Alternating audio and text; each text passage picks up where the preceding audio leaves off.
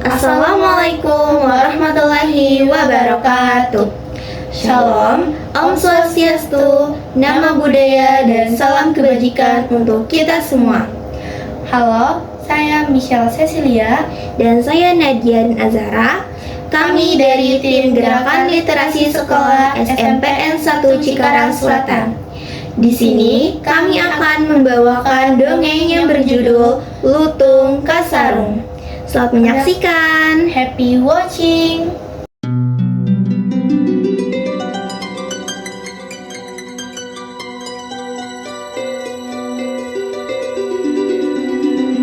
Alkisah di daerah Jawa Barat, tersebutlah seorang raja yang arif dan bijaksana bernama Prabu Tapak Agung yang bertahta di kerajaan Pasir Batang.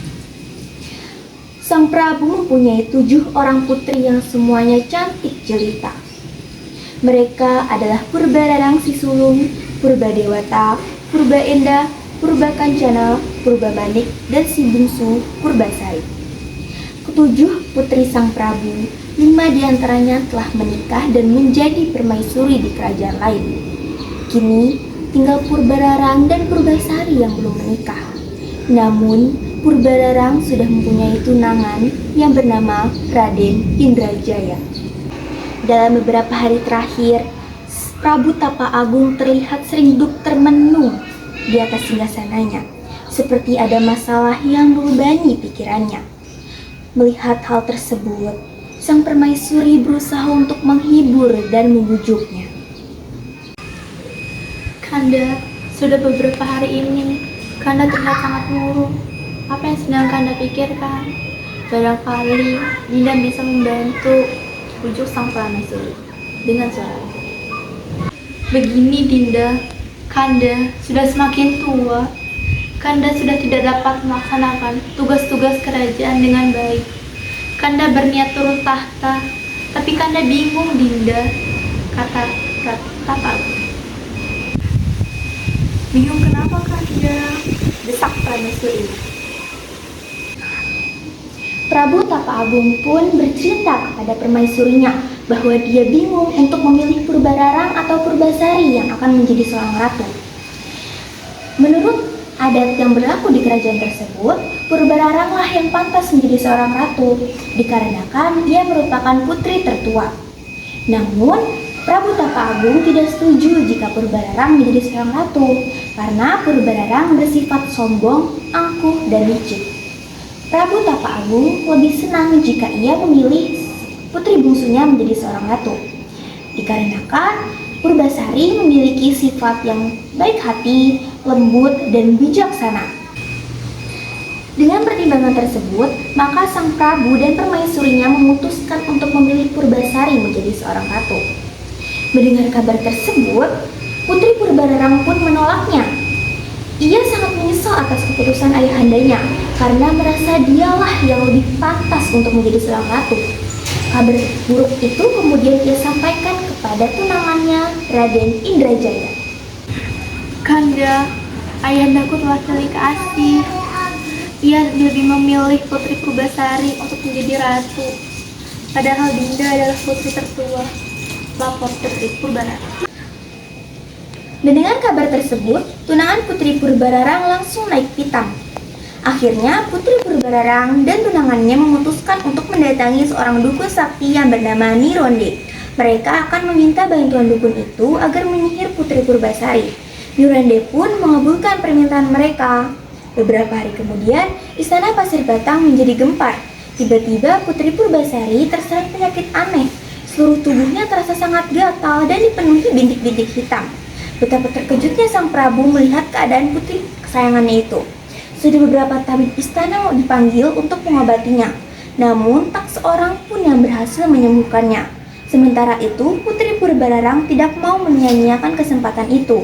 Ia pun menghasut ayahandanya agar Putri Purbasari diasingkan ke tempat yang jauh. Prabu Tapak Agung pun termakan hasutan putrinya. Akhirnya dengan berat hati ia memutuskan untuk mengasingkan putri bungsunya ke hutan agar kerajaan terbebas dari kutukan. Putri Purbasari pun menyadari keadaannya dan menerima keputusan itu dengan lapang dada.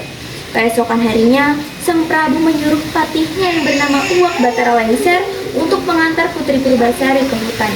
Setelah membuatkan sebuah pondok untuk Putri Purbasari di hutan, patih yang baik hati itu menerima nasihat pada sang putri untuk menenangkan hatinya. Sejak itu, Putri Purbasari tinggal seorang diri di tengah hutan. Untuk menghibur dirinya, setiap pagi ia berjalan-jalan di sekitar pondoknya untuk melihat pemandangan dan bersindak gurau bersama hewan-hewan yang ada di sekitarnya. Pada suatu hari, ketika sang putri sedang bersindak gurau bersama hewan-hewan di sekitar pondoknya, tiba-tiba ada sepasang mata yang sedang memperhatikannya tanpa disadarinya. Rupanya dia adalah seekor lutung sejenis kera berbulu hitam. Beberapa saat kemudian, lutung itu menghampirinya. Alangkah terkejutnya sang putri ketika melihat lutung yang berwajah seram itu tiba-tiba berdiri di depannya. Hei, kamu siapa? Dan dari mana asalmu? Tanya Putri Purbasari. Aku Guru Minda, putra Sunan Amu dari Kayangan. Aku telah melakukan kesalahan sehingga dibuang ke bumi dengan bentuk seperti ini dan kesasar di tengah hutan seperti ini. Jelasin lutung. Mendengar jawaban itu, hati sang putri pun menjadi tenang. Tanpa banyak tanya, ia tersenyum seraya memperkenalkan diri dan menceritakan asal-usulnya. Karena merasa senasib, yaitu sama-sama terbuang di hutan itu, akhirnya mereka pun berteman. Purbasari memanggil si lutung dengan panggilan Lutung Kasarung yang artinya lutung yang kesasar. Kemanapun sang putri pergi, Lutung Kasarung selalu menyertainya. Bahkan, ia sering memetik buah-buahan untuk sang putri. Pada saat malam bulan purnama, secara diam-diam Lutung Kasarung pergi ke suatu tempat yang sangat sepi untuk bersemedi. Dalam semedinya, ia memohon kepada Tuhan Yang Maha Kuasa agar menyembuhkan penyakit Putri Purbasari. Beberapa saat kemudian, doa Lutung Kasarung pun dikabulkan. Tanah di sekitarnya tiba-tiba menjelma menjadi sebuah telaga kecil. Airnya sangat jernih, sejuk, harum, dan mengandung obat kulit yang sangat mujarab.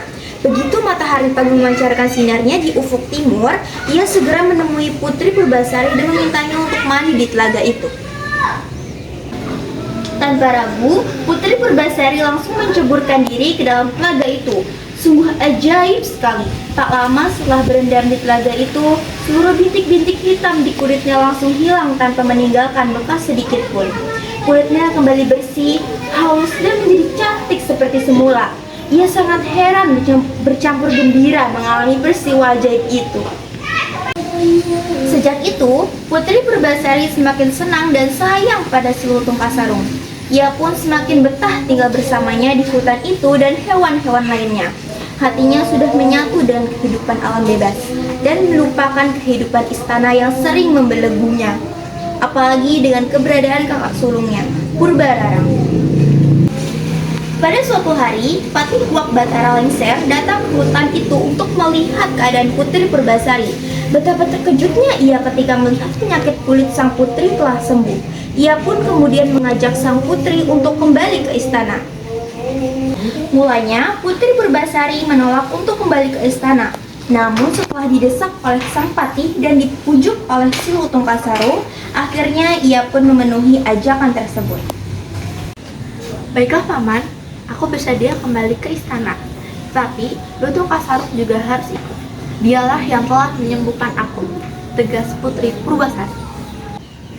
Baiklah Tuan Putri, paman kira sang Prabu akan merasa senang jika Tuan Putri mengajak Lutung yang baik hati itu ke istana, kata patih itu.